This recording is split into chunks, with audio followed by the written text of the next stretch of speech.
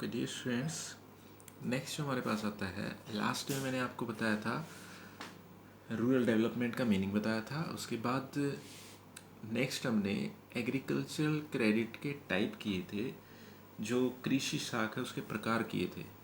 आपने अगर होमवर्क ढंग से किया है तो मैंने उसके अंदर 3 टाइप बताए थे आपको। First one is short term credit, second medium term या मिड टर्म, और थर्ड था लॉन्ग टर्म क्रेडिट। उसके बाद नेक्स्ट हमारे पास आता है सोर्सेज ऑफ एग्रीकल्चरल क्रेडिट की जो कृषि शाख है, कृषि के लिए जो उधार धन की व्यवस्था होती है उसके सोर्सेज मीन्स उसके स्रोत क्या हैं। स्रोत मीन्स उसको कहाँ से लिया जाए, उसे कौन कौन से सोर्सेज हैं ये देखते हैं। इसमें फर्स्ट वन हमारे पास आता है नॉन इंस्टीट्यूशनल सोर्सेज। इन्हें कहा जाता है गैर संस्थागत स्रोत। गैर संस्थागत स्रोत का यहाँ अर्थ है कि ये जो सोर्सेज हैं एग्रीकल्चर क्रेडिट के लिए गैर संस्थागत हैं। गैर संस्थागत का यहाँ अर्थ है कि ये किसी संस्था के द्वारा हमें नहीं दिए जाते, कोई संस्था हमें नहीं देती। ये कहाँ से मिलते हैं? ये हमें मिलते हैं महाजन, जिन्हें आप मनी लेंडर भी कह सकते हैं, उनके पास से।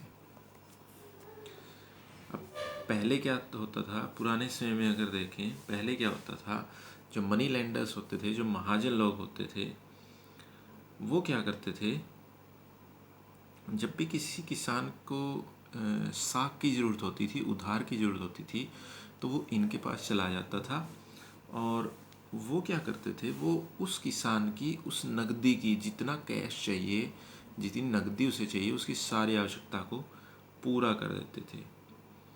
तो बिफोर 1975 जो मैक्सिमम एग्रीकल्चरल क्रेडिट है उसके सोर्सेज यही थे। 1975 से पहले जो कृषि शाख है, कृषि शाख के यही स्रोत थे। उसके बाद धीरे धीरे धीरे धीरे बदलाव हुआ और फिर हमारे पास आए इंस्टीट्यूशनल सोर्सेज। इंस्टीट्यूशनल मीन्स संस्थागत स्रोत, यानी ये जो स्रोत है ये कोई संस्था है। कैसे? इसके अंदर कौन कौन सी संस्थाएं आती हैं, कौन कौन से इंस्टीट्यूट आते हैं वो देखते हैं। जैसे फर्स्ट वन आता है एसबीआई एंड कॉमर्शियल बैंक। जो एसबीआई है, एसबीआई 1955 में एस्टेब्लिश हुआ था, उसकी स्थापना हुई थी।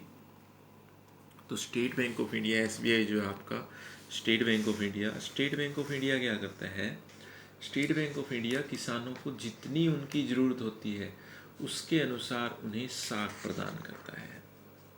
ये स्टेट बैंक ऑफ इंडिया का काम है। तथा व्यापारिक बैंक, इसके अंदर सारे व्यापारिक बैंक आ जाते हैं, जितने भी व्यापारिक बैंक हैं। अब ये बैंक क्या करते हैं, सरकार ने क्या किया, सरकार ने ये सोचा कि एसबीआई और जितने भी कॉमर्शियल बैंक हैं, सारे कॉमर्शियल बैंक ही हैं, ये जितने कॉमर्शियल बैंक हैं इनकी जो रिक्वायरमेंट है वो बहुत ज़्यादा है। यानी इन बैंकों की ज़रूरत है किसके लिए? फार्मर्स के लिए। कि फार्मर्स को जितना कैश चाहिए या जितना कैश क्रेडिट के रूप में चाहिए, उधार के रूप में चाहिए, वो इनके बिना पूरा नहीं हो सकता। तो सरकार ने क्या किया, सरकार ने व्यापारिक बैंकों को भी ये कार्य दे दिया कि आप किसानों की सहायता करेंगे। जो फार्मर्स को जो क्रेडिट फैसिलिटी चाहिए वो एसबीआई और अदर कमर्शियल बैंक अवेलेबल करवाएंगे। उसके बाद हमारे पास आता है सेकंड वन, अगर देखें रीजनल रूरल बैंक। जैसे नाम से ही पता चलता है ना, रूरल मीन्स ये ज़्यादातर ग्रामीण क्षेत्रों में है। रीजनल क्षेत्र के आधार पर हैं। क्षेत्रीय ग्रामीण बैंक यानी एक क्षेत्र के हिसाब से ग्रामीण बैंक स्थापित किए गए हैं। जैसे हमारे यहाँ अगर आपने देखा हो, पहले क्या था, पहले ये जो बैंक थे ये क्षेत्र के अनुसार इनका नाम था। लेकिन जैसे हमारे यहाँ अगर देखें, जो रीजनल रूरल बैंक हैं ये ग्रामीण बैंक हैं जो क्षेत्र के अनुसार खोले गए हैं। जैसे हरियाणा ग्रामीण बैंक है, ये एक क्षेत्रीय ग्रामीण बैंक खोले गए हैं आपके। तो ये क्या करते हैं, ये फार्मर्स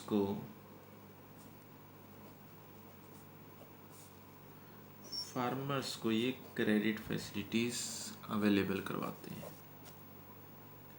जो हमारे यहाँ जो बैकवर्ड पीपल हैं या जो बैकवर्ड फार्मर्स हैं, जो पिछड़े हुए किसान हैं, उनको ये साख सुविधाएं उपलब्ध करवाते हैं। उनको कृषि के लिए जितना लोन चाहिए, ये loan facility regional rural bank उन्हें अवेलेबल करवाते हैं।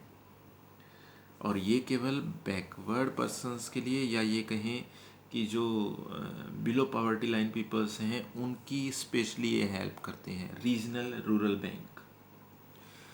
उसके बाद हमारे पास आता है जो नेक्स्ट है, वो है आपका, इसे नाबार्ड का नाम दिया गया है, जिसकी फुल फॉर्म है आपकी national bank for agricultural and rural development 1982। देखिए, अगर आप इनका नाम भी पढ़ते हैं तो नाम पढ़ने से ही कहीं ना कहीं हमें आइडिया हो जाता है, कहीं ना कहीं से हमें पता चल जाता है कि ये बैंक, इनका मेन पर्पज़ क्या है। जो इनका पर्पज़ है उसी के अकॉर्डिंग इनके जो नाम है उसी के अकॉर्डिंग रखे गए हैं।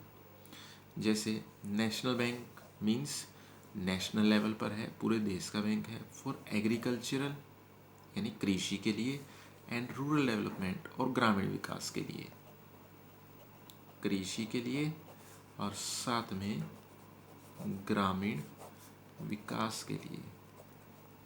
देखिए, दोनों उद्देश्यों को पूरा कर रहे हैं, कृषि और ग्रामीण विकास।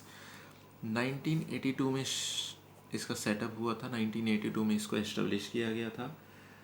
अब ये करता क्या है, ये जो नाबार्ड जो बैंक है वो क्या करता है, वो एग्रीकल्चर के लिए, जो एग्रीकल्चर है, एग्रीकल्चर के लिए क्रेडिट फैसिलिटीज़ अवेलेबल करवाता है।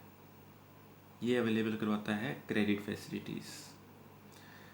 अब ये क्या करता है, ग्रामीण क्षेत्रों के अंदर जो रूरल एरियाज़ हैं, जो रूरल एरियाज़ हैं वहाँ डेवलपमेंट के कार्य करवाता है। ज़्यादा से ज़्यादा डेवलपमेंट वहाँ कैसे किया जा सकता है, ये वहाँ पर ये डेवलपमेंट के कार्य करवाता है। उसके बाद प्रोडक्शन को ज़्यादा से ज़्यादा कैसे बढ़ाया जा सकता है। अब प्रोडक्शन कैसे बढ़ेगा, प्रोडक्शन बढ़ेगा क्रेडिट फैसिलिटीज़ से। जब फार्मर्स के पास क्रेडिट होगा यानी क्रेडिट फैसिलिटीज़ होंगी, दैट मीन्स कि उनके पास पैसा होगा, तो प्रोडक्शन अपने आप बढ़ेगा। वो नए नए अच्छे अच्छे सीड्स लेकर आएंगे, बीज लाएंगे, अच्छी मशीनरी लाएंगे। अच्छी मशीनरी और अच्छे बीज से, अच्छे फर्टिलाइजर्स से प्रोडक्शन अपने आप इंक्रीज हो जाएगा। तो ये क्या करता है, ये कहीं ना कहीं जो आपका जो फार्मर्स हैं एग्रीकल्चर के अंदर, तो उनकी हेल्प करता है, और रूरल डेवलपमेंट और जो ग्रामीण विकास है उसमें भी ये सहयोग देता है। इसके बाद अगर देखें, ये आपकी तीन हमने इंस्टीट्यूशनल सोर्सेज हमने कर लिए हैं, यानी 3 इंस्टीट्यूट हमने किए हैं। फर्स्ट वन हमने किया है SBI and commercial bank. Second one हमने किया है इसके अंदर रीजनल रूरल बैंक, और थर्ड हमने किया है नाबार्ड। उसके बाद फोर्थ वन आता है आपके पास। फोर्थ वन नाम देखें, नाम से पता चलेगा आपको नाम क्या लिखा गया है यहाँ पर। फोर्थ वन है आपका RBI।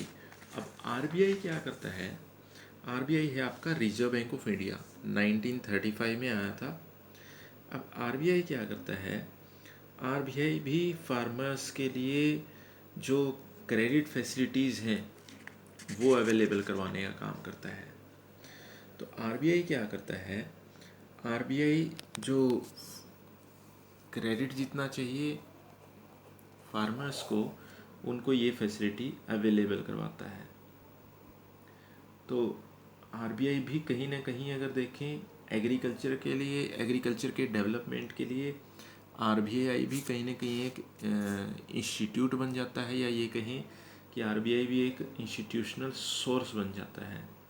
ये दोनों तरह का, चाहे शॉर्ट टर्म के लिए हो चाहे आपका लॉन्ग टर्म के लिए हो, हर तरह के लोन में फार्मर्स की हेल्प करता है।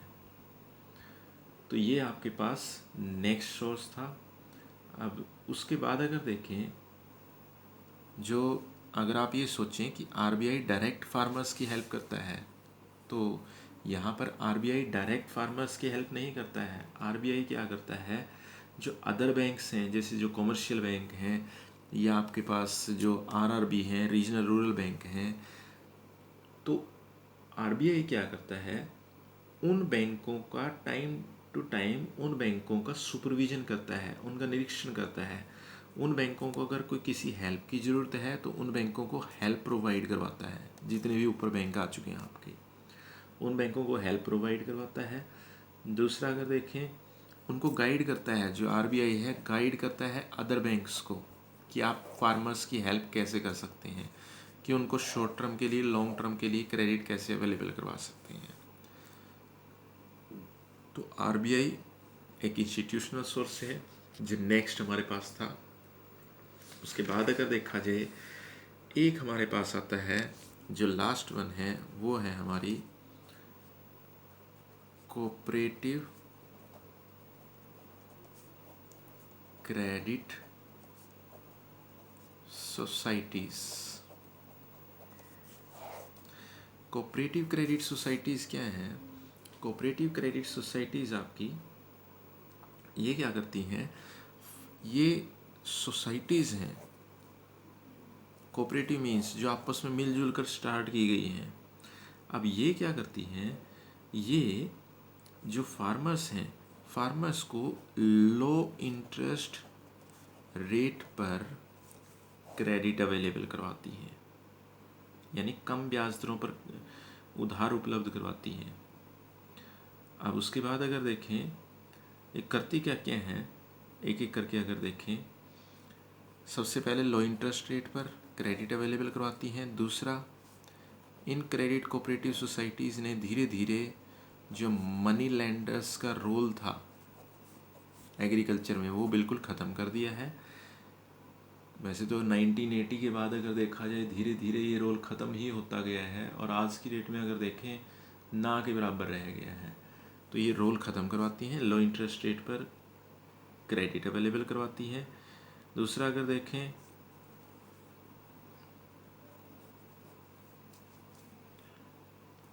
क्रेडिट मैक्सिमम अवेलेबल करवाती हैं फार्मर्स को, जितनी उन्हें रिक्वायरमेंट है मैक्सिमम क्रेडिट अवेलेबल करवाती हैं फार्मर्स के लिए।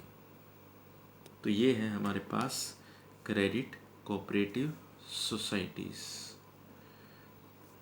तो ये आपके पास 5 इंस्टीट्यूशनल सोर्सेज हो गए हैं। आप इनको अच्छी तरह से पढ़ सकते हैं।